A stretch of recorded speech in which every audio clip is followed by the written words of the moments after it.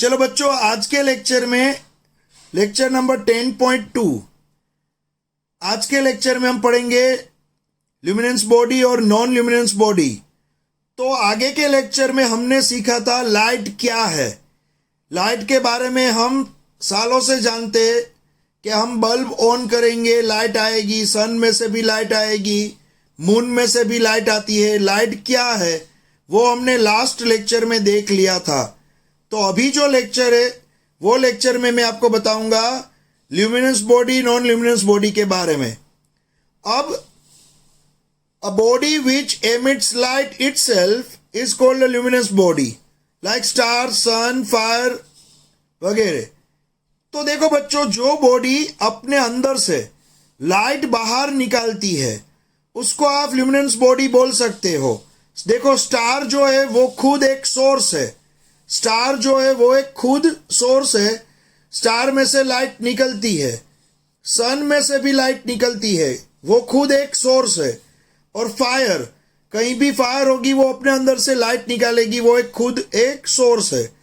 तो a body which emits light itself is known as luminance body. एक चीज याद रखना बच्चों, कोई भी ऑब्जेक्ट जो अपने अंदर से लाइट एमिट करेगा उसको ल्यूमिनेंस बॉडी बोला जाएगा। तो लाइट क्या है हमने लास्ट लेक्चर में ही देखा है। लाइट एक इलेक्ट्रोमैग्नेटिक वेव है। अगर लास्ट लेक्चर नहीं देखा है तो पहले बच्चों लास्ट लेक्चर देख लेना, उसके बाद ये 10.2 लेक्चर स्टार्ट करना। तो अभी ये 10.2 लेक्चर में हमने पढ़ा ल्यूमिनेंस बॉडी। अब मान लो यहाँ पे फायर, मैं फायर की बात करूं, कोई भी ये जगह पे मान लो फायर है, यहाँ पे फायर है, आपने कोल या तो वुड को यहाँ पे जला के एक फायर क्रिएट की, तो फायर में से क्या निकलेगा? रेज, लाइट रेज निकलेंगे। सभी जगह पे इस तरह से रेज निकलेंगे। तो बच्चों एक चीज याद रखना, ये जो रेज है, लाइट के रेज, वो और कुछ नहीं है, इलेक्ट्रोमैग्नेटिक वेव है। देखो, ये इलेक्ट्रिक फील्ड गया और उसके परपेंडिकुलर जाएगा मैग्नेटिक फील्ड। तो electric field and magnetic field दोनों ही आगे बढ़ेंगे, यही लाइट है। तो हमारी आई, मैंने आपको लास्ट लेक्चर में बताया था, हमारी जो ह्यूमन आई है वो 4000 एंगस्ट्रॉम से लेके 7000 एंगस्ट्रॉम तक ही सेंसेबल है। तो ये फायर जो है उसमें से अगर मान लो 9000 एंगस्ट्रॉम वाली लाइट निकली तो हमारी आई नहीं देख पाएगी, या तो 2000 एंगस्ट्रॉम वाली लाइट निकली तो हमारी आई नहीं देख पाएगी, उसके लिए वो सेंसेबल है ही नहीं। तो ल्यूमिनेंस बॉडी बहुत इजी है।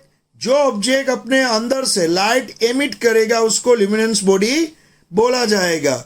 और इससे opposite non luminance body. Non luminance body का मीनिंग, जो ऑब्जेक्ट अपने अंदर से लाइट एमिट नहीं कर सकता है उसको आप नॉन ल्यूमिनेंस बोलोगे। A body which does not emit light itself is known as non luminance body, like planets, moon, trees, building, etc. तो यहाँ पे एक चीज याद रखना, प्लेनेट, मान लो प्लेनेट, गैलेक्सी में कोई प्लेनेट होगा, मान लो मार्स, तो मार्स के अंदर से लाइट एमिट नहीं होगी। सन में से लाइट जाएगी मार्स पे और वहां से रिफ्लेक्ट होके अर्थ पे आएगी, तब हम मार्स को देख पाएंगे। तो मार्स खुद जो है वो लाइट एमिट नहीं करता है। वैसे ही मून, सन में से लाइट जाएगी मून पे और मून में से वो रिफ्लेक्ट होके अर्थ पे आएगी, तब हम मून को देख पाएंगे। तो मून जो है वो खुद एक सोर्स नहीं है। वैसे ट्री, सन में से या तो कोई भी बाहर एक्सटर्नल लाइट, जहां से लाइट आएगी वो ट्री के ऊपर पड़ेगी और ट्री में से वो रिफ्लेक्ट होके हमारी आई में आएगी, तब हम ट्री को देख पाएंगे। तो ट्री अपने अंदर से लाइट नहीं निकालती है। वैसे ही बिल्डिंग, कोई भी बिल्डिंग ले लो या कोई भी स्टोन ले लो, कहीं भी, वो खुद लाइट सोर्स नहीं है बच्चों। तो लाइट सोर्स कौन है? स्टार्स, जिसके अंदर से लाइट निकलती है, सन, जिसके अंदर से लाइट निकलती है, या तो फायर, ये सभी लाइट सोर्स है। या तो बल्ब ले लो, ट्यूबलाइट ले लो, वो सभी क्या है? Light source. और दूसरे जो ऑब्जेक्ट्स है जो लाइट अपने अंदर से नहीं निकालते हैं, वो सिर्फ रिफ्लेक्शन या रिफ्रैक्शन करते हैं, वो सभी नॉन ल्यूमिनेंस बॉडी है, याद रखना बच्चों। तो यहाँ पे हमने सीखा ल्यूमिनेंस बॉडी और नॉन ल्यूमिनेंस बॉडी के बारे में।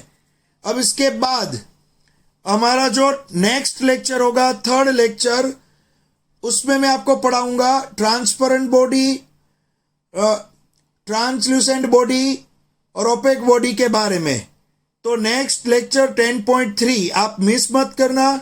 मैं उसके आगे में हमारा लेक्चर 10.3 आएगा, जिसमें ये तीनों चीज में डिटेल में पढ़ाने वाला हूं।